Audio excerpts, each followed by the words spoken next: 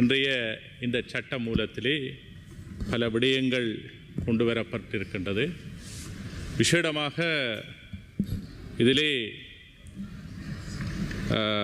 அத்தியாவசிய தேவைகளை நிறைவேற்றும் பொருட்டு சில சட்டங்கள் கொண்டு வரப்பட்டாலும் இந்த அரசாங்கம் ஆட்சிக்கு வர முதல் பயங்கரவாத தடை சட்டத்தை நாங்கள் நீக்குவோம், பயங்கரவாத தடை சட்டத்துக்கு நிகரான எந்த சட்டத்தையும் நாங்கள் கொண்டு வர மாட்டோம், நாங்கள் ஆட்சிக்கு வந்தால் முதலாவது இந்த விடயங்களைத்தான் நாங்கள் கையாளுவோம் என்று சொன்னார்கள். ஆனால் இன்று இந்த பயங்கரவாத தடை சட்டம் என்பது தொடர்ச்சியாக இருக்கின்ற ஒன்றாக இருக்கின்றது.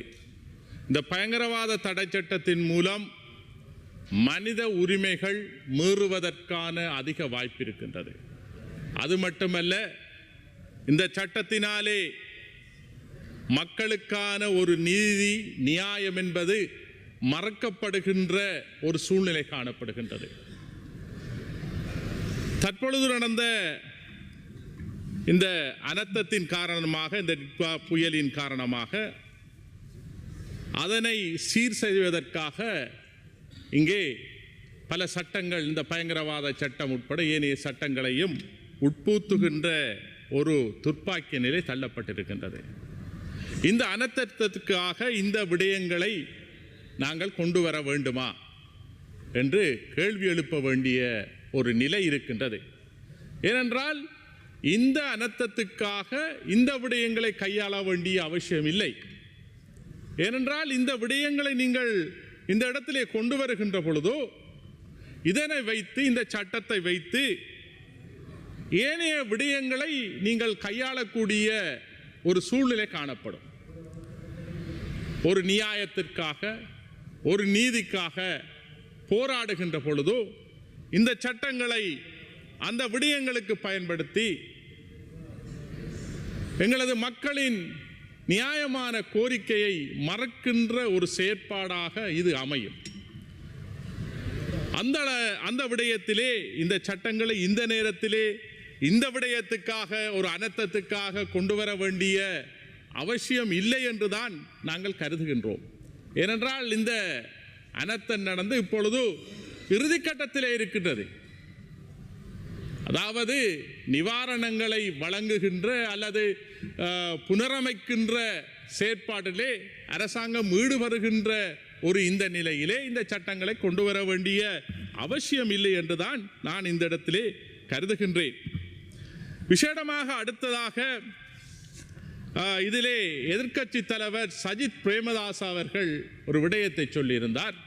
பௌத்தத்துக்கு முன்னுரிமை, பௌத்த தேரர்கள், பிக்குகள் இந்த சட்டத்தினாலே அடைக்கப்பட்டிருக்கின்றார்கள் என்று. நான் இந்த இடத்திலே சஜித் பிரேமதாஸ் அவர்களிடம் இந்த ஒரு விடயத்தை கேட்க விரும்புகின்றேன். இங்கே இந்த நாட்டிலே பௌத்த தேரர்களுக்கு மட்டும்தானா இந்த பிரச்சனை இருக்கின்றது,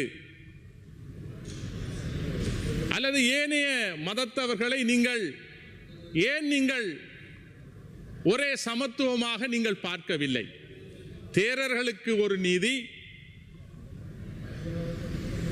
பூசா ஐயர்களுக்கும் அல்லது கிறிஸ்தவ பாதிரியாருக்கும் அல்லது முஸ்லிம் மௌலவிகளுக்கும் ஒரு நீதியா இந்த நாட்டிலே என்று கேட்க விரும்புகின்றேன். இதிலே அவர் பௌத்தத்துக்கு முன்னுரிமை கொடுக்க வேண்டும், தேரர்களை பாதுகாக்க வேண்டும் அவர் என்று குறிப்பிடுகின்றார். ஆகவே இந்த நாட்டிலே தேரர்கள் பிழை செய்தாலும் அவர்களுக்கு தண்டனை இல்லை என்று அவர் கருதுகின்றார். இது உண்மையாக ஒரு வேடிக்கையான ஒரு விடயமாக நாங்கள் பார்க்கின்றோம். எதிர்க்கட்சி தலைவரின் இந்த கருத்தை நாங்கள் ஏற்றுக்கொள்ள முடியாது. உண்மையாக இந்த அரசு பல விடயங்களை, நல்ல விடயங்களை செய்திருக்கின்றது. குறிப்பாக போதைப்பொருளுக்கு எதிராக போதைப் பொருளை கட்டுப்படுத்துவதில், லஞ்ச ஊழல்களை கட்டுப்படுத்துவதில் மிக பாரதூரமான முன்னெடுப்புகளை இந்த அரசு மேற்கொண்டிருக்கின்றது. அந்த வகையில் இந்த அரசை நாங்கள் பாராட்ட வேண்டும். ஆனால் இந்த பயங்கரவாத தடுப்பு சட்டம் என்பது எங்களது நாட்டுக்கும் எங்களது மக்களுக்கும் அநீதியை இழைக்கின்ற ஒரு சட்டமாக இருக்கின்றது. இதனை நீக்குவதற்கான அனைத்து வழிகளையும் நீங்கள் மேற்கொள்ள வேண்டும்.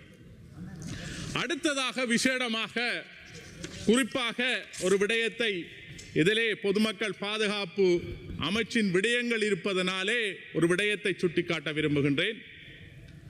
கடவுச்சீட்டு விநியோகத்தில் ஏற்படும் பாரிய தாமதம், வெளிநாட்டிலே புலம்பெயர்ந்து வாழுகின்ற மக்கள் தங்களது உழைப்புக்காக வேறு நாடுகளிலே வேலை செய்கின்றார்கள், வேறு நாடுகளிலே வாழுகின்றார்கள்.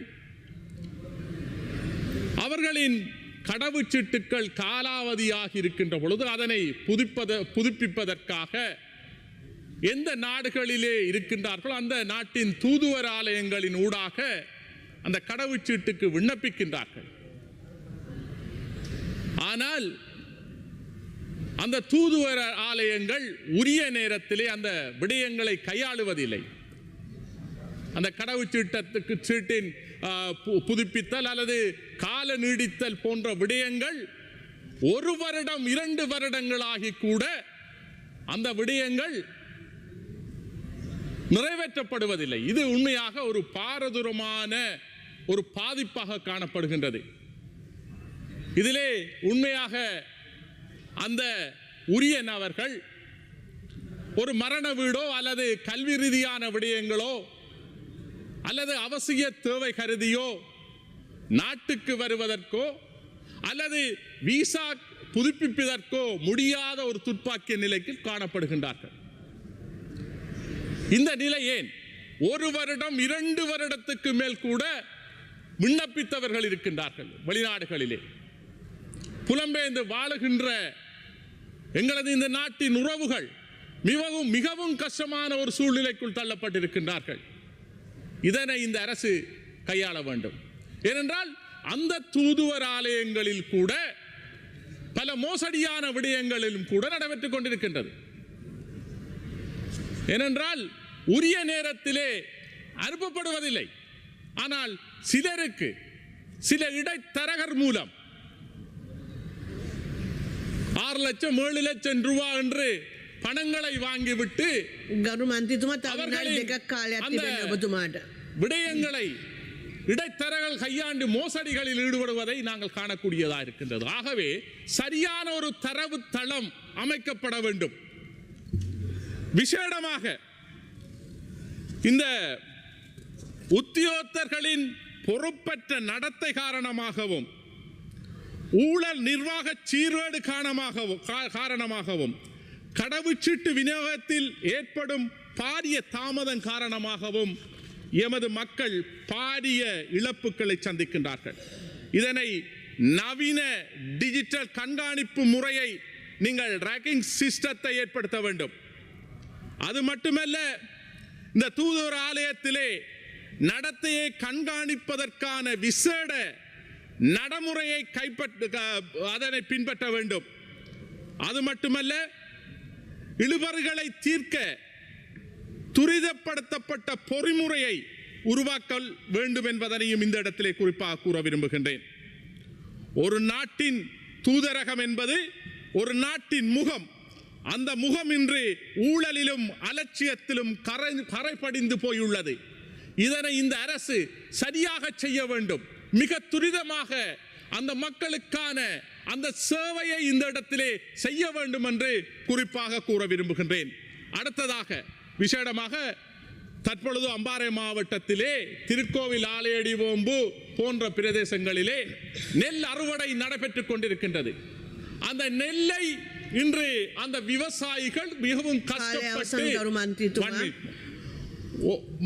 கஷ்டப்பட்டு அந்த நெல்லை அறுவடை செய்திருக்கின்றார்கள். ஆனால் அதனை விநியோகிப்பதற்கோ அதனை விற்பனை செய்வதற்கோ ஒழுங்கான களஞ்சிய சாலைகளோ அல்லது அந்த நெல்லை கொள்வதற்கு செய்வதற்கான ஒரு சரியான ஒரு விலையோ இல்லாத ஒரு துர்ப்பாக்கிய நிலைக்குள் தள்ளப்பட்டிருக்கின்றார்கள்.